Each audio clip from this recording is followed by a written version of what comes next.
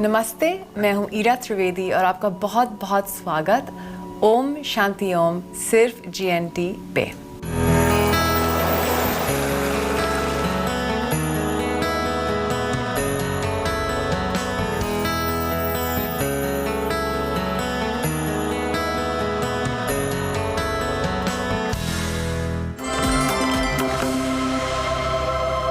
चलिए हम शुरुआत करेंगे 2 मिनट के ध्यान के साथ।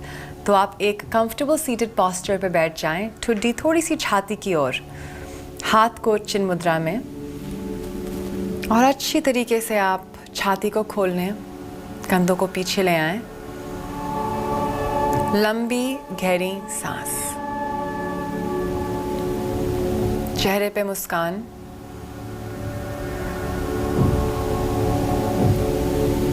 थोड़ा सा फोकस अपने ब्रेथ पे लाइए, अपनी नाक पे लाइए। जो सांस आपकी नथेली के अंदर जा रही है, आपकी नथेली की बाहर जा रही है, वहाँ पे आप ध्यान ले आएं। और थोड़ा सा ये कोशिश करिए कि जो फोकस है, जो हमारा बाहर घूमता रहता है, वो थोड़ा सा अंदर आ जाए, अपने शरीर पे, अपने मन पे, अपनी सांस पे। हम एक बॉडी स्कैन शुरू करेंगे। अपने टोस पे अपने ध्यान ले आएं, ankles, calves, knees, thighs, hips, spine, lower back, middle back, upper back, छाती, fingers, palms, wrist, elbow, shoulder, neck, chin, lips, nose, eyes, forehead। जहाँ पे भी आपको कोई भी टेंशन महसूस हो रहा है, वहाँ पे आप थोड़ा सा सांस लें। आप ये सोचिए कि आप उसी भाग पे सांस ले जा रहे हैं और अपनी खुद की सांस से उस भाग को आप थोड़ा सा हील कर रहे हैं। हाथ को जोड़ें, ओम का उच्चारण।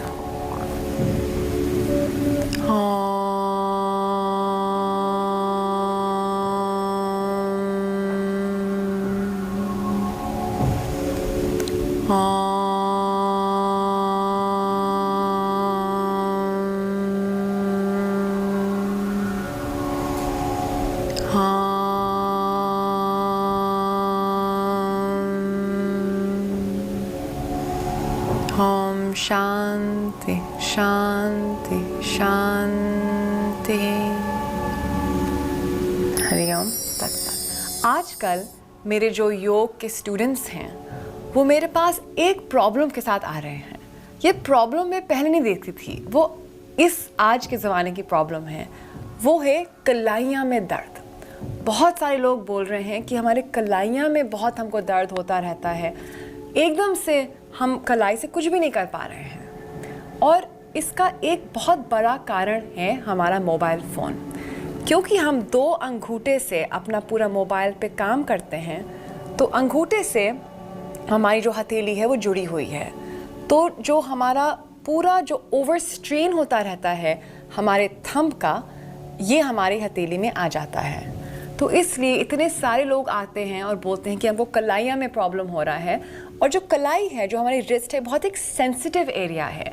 यहाँ पे बहुत छोटे छोटे जोड़ हैं, बहुत छोटे छोटे मसल्स हैं। और तो इसलिए अगर यहाँ पे हमको चोट लग जाती है, इसमें बहुत समय भी लगता है ठीक होने में।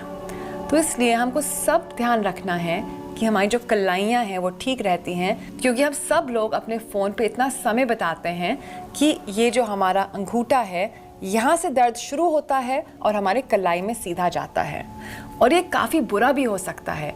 अगर आपके कलाई में दर्द हो गया तो ये पूरा पेन जो है आपके बाहों तक पे भी आ सकता है। क्योंकि ये देखिए, ये पूरा कनेक्टेड है। हमारे शरीर में हर मांसपेशी, हर जॉइंट, हर हड्डी एक दूसरे से कनेक्शन पाता है। तो अगर एक जगह हमको अड़चन हो रही है और हम उसको ध्यान नहीं देंगे तो वो ही दर्द हमारे पूरे शरीर में ट्रांसफ़र हो सकता है और कहीं एकदम से अचानक कहीं और आ जाएगा वो। इसलिए कलाई का दर्द हम अभी से ही इसको ठीक रखें और इसके लिए बहुत छोटी छोटी एक्सरसाइजेज हैं जो मैं आपको बताऊंगी। ये योग में हम इसको सूक्ष्म व्यायाम बोलते हैं, जेंटल एक्सरसाइजेज। और योग आसन में भी हमको बहुत मजबूत कलाइयाँ की ज़रूरत होती है क्योंकि इतने सारे आसन हम अपने हाथ पे करते हैं। तो इसलिए अगर हमारे पास मजबूत कलाइयाँ नहीं हैं तो योग आसन में भी इंजरी हो सकती है। तो योग आसन करने के पहले हमको ये देखना है कि हमारे सब बॉडी पार्ट जितने भी अंग हैं वो बहुत ज़्यादा मजबूत हैं। तो आज के एपिसोड में आपको थोड़े थोड़े एक्सरसाइज बताऊंगी जो आपको कलाई का जो दर्द है उससे मुक्त कर सकते हैं और आपकी कलाई को मजबूत कर सकते हैं, तो आप योग और बेहतरीन तरीके से कर पाएँ। तो सबसे पहले आप ये कुछ छोटा सा भी कुछ ले सकते हैं, एक टावल ले सकते हैं। ये एक योग की बेल्ट है, ऐसा कुछ छोटा सा लीजिए जो मजबूत है और इसको अपने कलाई में रख लें। तो आप इसको ऐसे हमको यहाँ पे स्क्वीज़ करना है, इसको दबाना है और ज़ोर से दबाना है तो हमारा अंगूठा बाहर आएगा और ये पूरा हाथ में ऐसे आएगा। इसको हम 10 से 15 बार ऐसे करेंगे। अगर आपके पास एक सॉफ्ट फोम की बॉल है तो उससे भी आप ये कर सकते हैं। तो ये पूरा आपकी कलाई को और यहाँ तक आपको महसूस होगा ये जब हम करते हैं। तो इसको 10 से लेके 15 बार हमको दबाना है, एक मुट्ठी पे और फिर दूसरी मुट्ठी पे, और ज़ोर से दबाना है जितनी भी आप ज़ोर से कर पाएँ। तो टावल से, एक बॉल से, मैंने एक योगा बेल्ट से किया है, तो जो भी आपके पास है आप इसको करें। इसको आप बीच बीच दिन में करते ही रहें, अच्छे से दबाना है इसको। 10 से लेके 15 बार स्क्वीज़ करना है, छोड़ना है, स्क्वीज़ करना है, छोड़ना है, स्क्वीज़ करना है, छोड़ना है। इसमें हम जितनी भी अंगूठे की मांसपेशियां जो हमारे रिस्ट तक आती हैं ये हम इसको मजबूत कर रहे हैं। जो मैंने अभी बोला कि जो हम लोग सब फ़ोन बहुत यूज़ करते हैं और हमें अंगूठे में इतना ज़्यादा स्ट्रेन पड़ रहा है, ये इससे ठीक हो सकता है। तो इसको आप 10 से लेके 15 बार करें और इसके आप 3 राउंड कर सकते हैं। एक बार में थोड़ा सा ब्रेक लें, फिर आप थोड़े घंटे बाद फिर से कर सकते हैं। दिन में अगर आपने 3 बार किया ये तो आपके लिए बहुत ही अच्छा होगा ये। दूसरी चीज़, हम इसको अंग्रेज़ी में बोलते हैं नर्व फ्लॉसिंग। जैसे आपने डेंटल फ्लॉस देखा होगा, जो धागे से हम अपने दांत को फ्लॉस करते हैं, वही चीज़ हम अपने नर्व्स के लिए करेंगे, हमारे नसों के लिए। तो यहाँ बहुत सारी नसें होती हैं छोटी छोटी हमारे हाथ में, और नसों का भी दर्द हो जाता है जिस कारण आपको कलाइयों में दर्द होगा। तो इसलिए अपने हाथ को जोड़ें और ऐसे ऐसे आप करें इसको। तो इसी से आपको थोड़ा थोड़ा आवाज़ आएगी, मुझको तो आवाज़ आ रही है कि यहाँ हल्के हल्के मेरी हड्डियों पे एक आवाज़ आ रही है, क्योंकि ये क्रिक क्रिक जो आवाज़ आती है उसका मतलब कुछ काम हो रहा है। इसको आप अच्छे से करते रहें और वही चीज़ आगे पीछे अच्छे से इसको करें। और जब हम ये एक्सरसाइजेस करते हैं तो हमारी कलाइयाँ भी यहाँ पे खुल रही हैं। इसको आप एटलीस्ट 2 मिनट्स करें। अगर हम कोई भी व्यायाम सही टाइम के लिए नहीं करें तो इसका ज़्यादा बेनिफिट नहीं हो सकता है। तो हम आजकल के ज़माने में हर चीज़ हम एक रश के साथ करते हैं, तो अब ये कोशिश करिए कि आप जल्दी मत करें। हर योग की व्यायाम हम अच्छे तरीके के साथ स्लोली करेंगे। योग हम जल्दी जल्दी में करेंगे, अगर हम एक हड़बड़ाहट में करेंगे तो ये ठीक नहीं है, ये योग का मूड नहीं बनता है। फिर इसको फिर से करें। तो ये बहुत अच्छी वार्म अप प्रैक्टिसेस हैं आपकी कलाइयों के लिए। और फिर यहाँ से सबसे पहला प्रैक्टिस, हम कलाई को बॉडी की ओर रखेंगे, उंगलियां को, और यहाँ पे हम आगे आएंगे। आप ऐसे भी आ सकते हैं जहाँ पे भी आप कंफर्टेबल हैं, क्रॉस लेगेड सुखासन में या वज्रासन में, और यहाँ पे आप धीरे धीरे पीछे तक आएंगे। अगर आप पूरा आ सकते हैं तो आप यहाँ पे आइए। अगर आपके लिए ये बहुत ज़्यादा है तो आप थोड़ा सा ऊपर भी रह सकते हैं, परंतु यहाँ आप टिके रहें थोड़े समय के लिए, और ये बहुत ही ज़्यादा आपको रिलीफ देगा। अगर आपके लिए मुश्किल है तो आप एक योगा ब्लॉक जो होते हैं अपने पाम्स के नीचे डाल सकते हैं और यहाँ पे लंबा गहरा सांस। मिनिमम आपको 1 मिनट के लिए यहाँ पे टिकना है, 1 मिनट के लिए। अगर आप 1 मिनट के लिए टिके फिर ही यहाँ पे बेनिफिट आएगा, आपको महसूस होएगा। आप थोड़ा सा कोशिश करें कि आपकी जो कोहनियाँ हैं वो बिल्कुल सीधी हैं, पीठ बिल्कुल सीधा, और आपको यहाँ पे ये महसूस होगा कि आपकी एक कलाई शायद से दूसरे कलाई से ज़्यादा टाइट है। तो ये भी होता है क्योंकि हम ज़्यादा काम अपने सीधी उंगली से करते हैं, सीधे हाथ से करते हैं, थोड़ा सा इम्बैलेंस बन जाता है। और फिर इसको आप छोड़ें 1 मिनट के बाद और थोड़े से हाथ से स्ट्रेन करें। ये भी ज़रूरी है जो हम कर रहे हैं, क्योंकि इसमें से स्ट्रेन निकलता है हाथ का। हर चीज़ को हमको बिल्कुल बैलेंस तरीके से रखना है। तो कलाइयाँ का जितना भी टेंशन है इसको किया हमने, गोल गोल अपनी कलाइयाँ को मूव की, क्लॉकवाइज, काउंटर क्लॉकवाइज, और यहाँ से हमने टेंशन निकाला। इसको हम फिर से आगे खोल सकते हैं, पाम को बिल्कुल सीधा। अब आप दोनों हाथ को सामने की ओर ले आए और यहाँ से आप हल्का सा अपना प्रेशर बनाएं। तो हाथ को पीछे, इसको आप डायनामिकली कर सकते हैं, तो हल्का सा प्रेशर हथेली में, और पूरे उंगलियां को आप फैला लें। 5 उंगली आपकी फैली हुई होनी चाहिए। हल्का सा यहाँ पे प्रेशर। अब महसूस करें कि आपको प्रेशर आपकी हथेलियां ले पा रही हैं कि नहीं, और फोकस करें अपने हथेली पे, और यहाँ से हथेली को साइड पे, और यहाँ से आप थोड़ा सा देखें, सांस के साथ इसको करते रहें आप।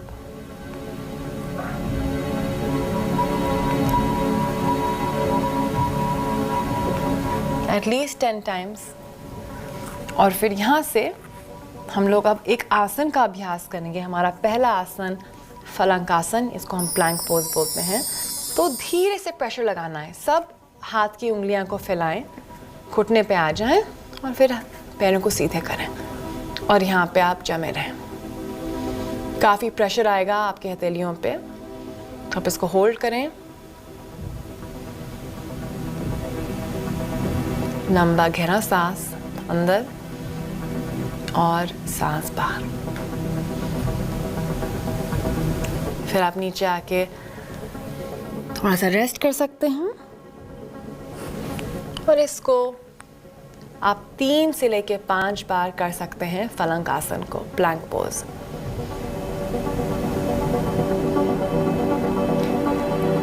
ज़्यादा ना होल्ड करें अगर आपको मुश्किल लग रहा है। एक और बार, 5 से लेके 10 सेकंड भी काफ़ी है प्लैंक पोज में शुरुआत में। अगर आपको ये मुश्किल लग रहा है तो आप या ऐसे भी कर सकते हैं। फिर बाल आसन में, और फिर यहाँ से हम आएंगे अधोमुख श्वानासन में, डाउनवर्ड फेसिंग डॉग। तो यहाँ फिर से हम अपने उंगलियां को फैलाएं और कोशिश करें कि उंगलियां में ही ज़्यादा सबसे प्रेशर आ रहा है। अधोमुख श्वानासन में आए और यहाँ पे थोड़े समय के लिए टिके रहें। सब फोकस आपकी कलाइयों में। लंबा गहरा सांस अंदर और बाहर, सांस अंदर और बाहर।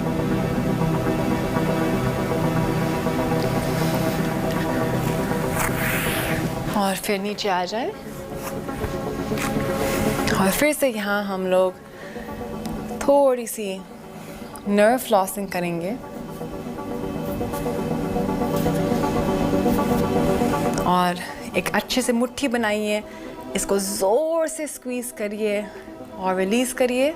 हाथ को पीछे खींचें, ज़ोर से दबाएं।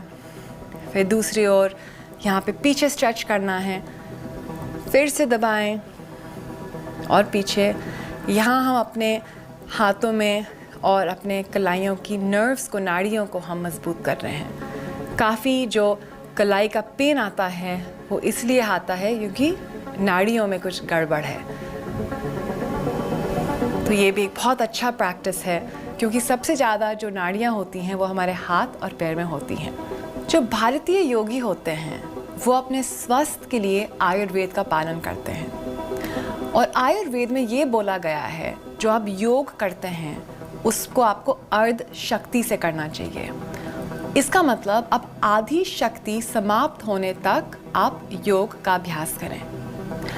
अगर हम इससे ज़्यादा करते हैं, और आजकल का ऐसा माहौल है कि हम बहुत ज़्यादा ओवर करते हैं, हर चीज़ को हम ओवर करते हैं, काम भी ज़्यादा करते हैं, एक्सरसाइज भी ज़्यादा करते हैं, खाते भी ज़्यादा हैं, पीते भी ज़्यादा हैं, हर चीज़ हम बहुत एक्सेस में करते हैं। परंतु अगर आप योग एक्सेस में करेंगे तो ये भी एक बुरी चीज़ होती है, क्योंकि क्या होता है हमारे शरीर पे, अगर हम ज़्यादा करें तो फिर एजिंग हमारा ज़्यादा हो जाता है। जो एजिंग प्रोसेस है वो बढ़ जाता है जब हम अपनी पूरी शक्ति को एग्जॉस्ट कर लेते हैं। तो इसलिए योग में हम अर्ध शक्ति का कॉन्सेप्ट इस्तेमाल करते हैं। आधी शक्ति को आप इस्तेमाल करें योग के अभ्यास के समय में। और हम लोग जो मौसम जो चेंज होता है उस तरीके से हम लोग भी अपनी शक्ति को यूज़ करते हैं। विंटर्स में, सर्दियों में हमको ज़्यादा करना चाहिए, परंतु जब गर्मी का मौसम होता है तो हमको अपना एक्टिविटी कम करना चाहिए, क्योंकि गर्म मौसम में हमारा जो शरीर है वो जल्दी थक जाता है। सर्दियों में हमारे बॉडी को कम थकान आती है। आप कोशिश करें, व्यायाम सर्दी के मौसम में इजी होता है, गर्मी के मौसम में बहुत जल्दी पसीना छोड़ने लगता है ना। तो इसलिए ये अर्ध शक्ति का कॉन्सेप्ट आप मन में रखें और ये देखें कि ज़्यादा योग का अभ्यास, ज़्यादा एक्सरसाइज, इसके भी नेगेटिव इफ़ेक्ट्स होते हैं। और सबसे बड़ा नेगेटिव इफ़ेक्ट होता है एजिंग प्रोसेस जो हमारा बॉडी होता है उस पर। मेरी ये उम्मीद है कि आपको ये कार्यक्रम पसंद आया। अब हम मिलेंगे अगली बार एक नए एपिसोड के साथ। प्रणाम।